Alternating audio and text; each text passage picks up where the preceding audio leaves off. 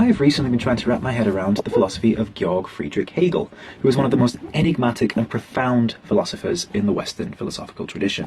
Now, Hegel wrote in German as his primary language, and German is a language that I can read fairly well, but it came to my attention that there are some terms that Hegel uses which are very hard to translate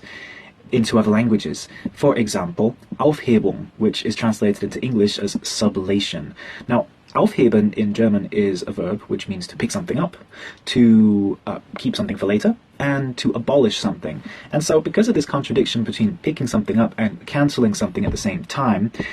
Hegel uses this to talk about what he called the dialectic, which is a philosophical concept that goes back to the ancient Greek philosophers. When you have two diametrically opposed forces, so they have a dialectical relationship with each other, Hegel argues that one thing can cancel and yet preserve its other. So instead of seeing things in terms of black and white, what effectively happens is that one thing, trying to then cancel and overcome the other, actually